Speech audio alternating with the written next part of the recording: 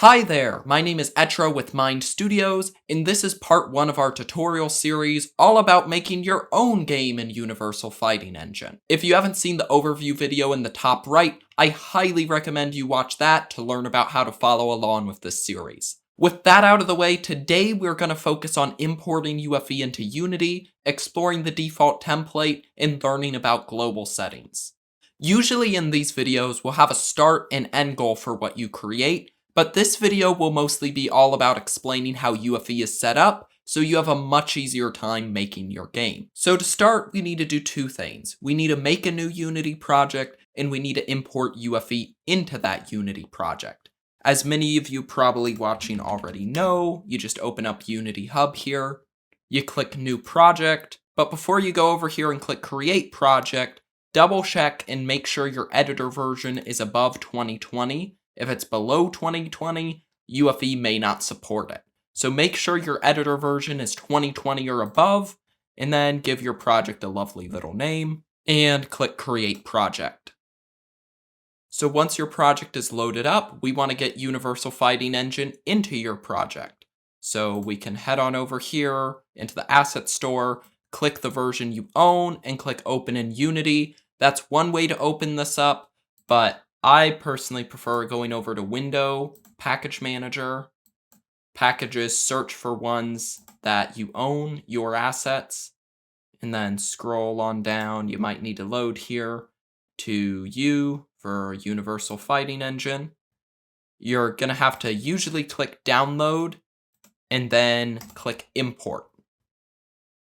Now when you get this warning, click Import and then Install/Upgrade.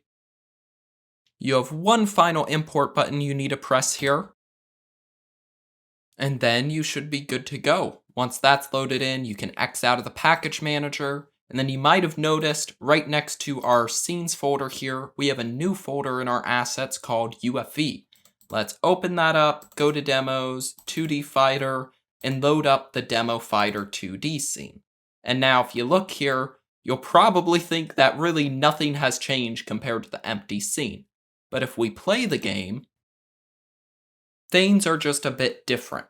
We actually have our UFE demo load up, and you can download and play this demo even if you don't have UFE. But now that we have access to the engine, we can edit this demo and mess around with it. In this demo, we have several different modes like training mode, story, versus. I'm gonna get into a match here, and you'll see when getting into a match, we have our character select all set up. We have a stage select, we have health bar, wonderful little round counters, round timer, and all sorts of wonderful, amazing things you can edit and highly customize. However, this is not where I want you to pull your attention to right now. What I want you to focus on is actually the hierarchy over here in this scene. Because one thing you'll notice is if I pause the game, go back to the menu, we're actually still in that same demo fighter 2D scene. Even if I go open up another match here, I'm going through all these different screens, and still we had some stuff pop up there, but we're still in the same exact scene. So unlike most Unity projects, UFE never changes your scene.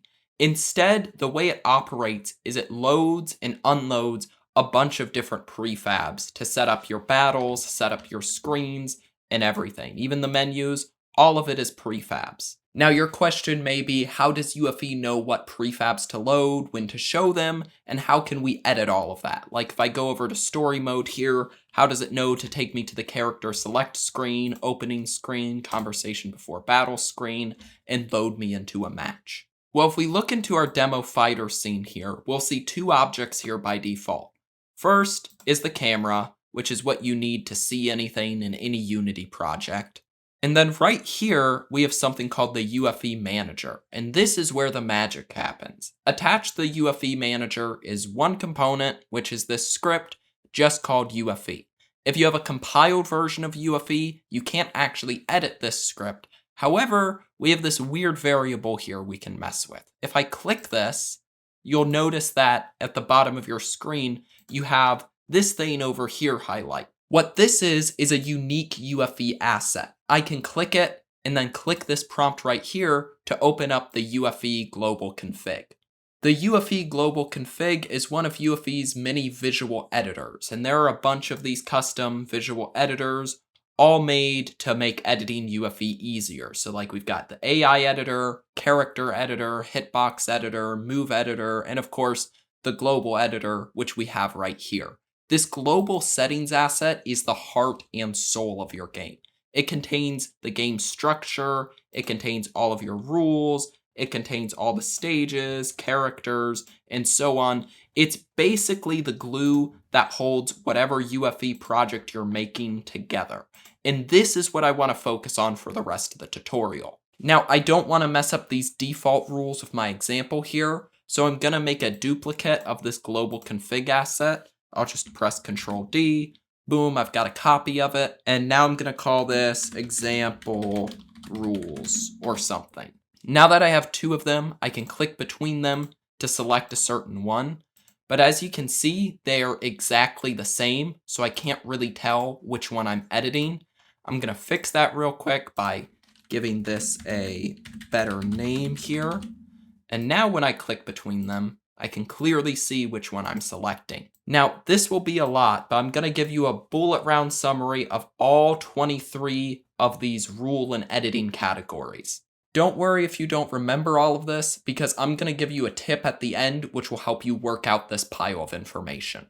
In debug options, you can check and uncheck what info you want your game to show in debug mode. Deployment options allows you to create a build of your game with all game modes or just with certain game modes. AI options lets you select your AI engine and adjust all your difficulty settings. Languages here allows you to set and create very basic languages for your game. Camera options allows you to heavily edit your camera in your 2D game. Character rotation options are all about what happens to a character when they fall on the player 2 side of the screen. Round options are all about the actual gameplay of your game, like how many rounds should there be, where should the characters start, how long should individual rounds be, and so on. Counter hit options are all about how counters work in your game. Combo options lets you set a maximum limit to your combos. Bounce options lets you edit the default ground and wall bounces your characters perform. Block options allows you to change your block and parry inputs. Knockdown options define how long a character is on the ground when they're hit by a specific knockdown move. Hit effects is all about the particle effects and screen shake that happens whenever a player is hit by a certain move type. Input options allows you to set or change the default inputs for player 1 or player 2.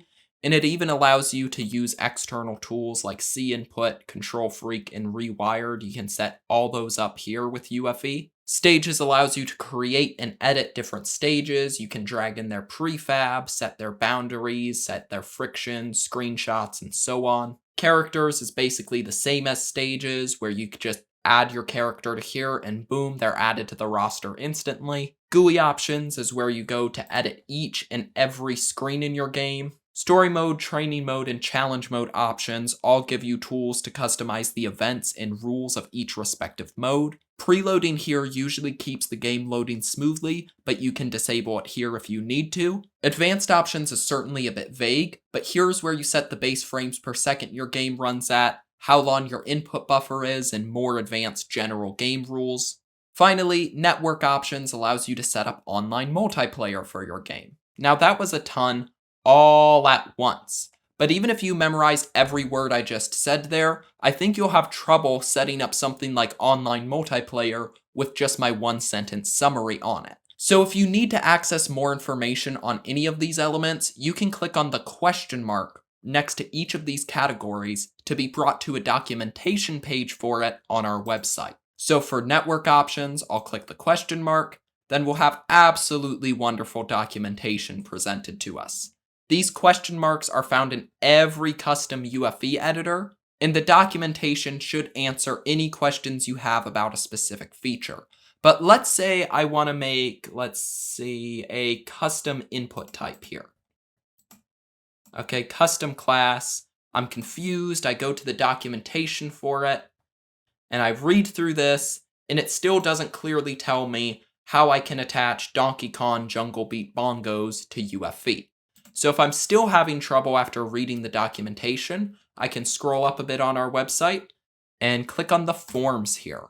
Here I can go ask my question, and another user or one of the developers should be able to help clarify anything if needed. The form works on a karma-based system, so the more karma you have from helping others, the more likely you are to get a quick developer response. With all that out of the way, let's head back to UFE and edit a few settings in our game to wrap this first episode up. I'm going to set the input settings back to normal here before I forget. So head on over to round options here, and let's say for my game, I want to make it a one-round fighter where the players start far away from each other to keep within social distancing rules.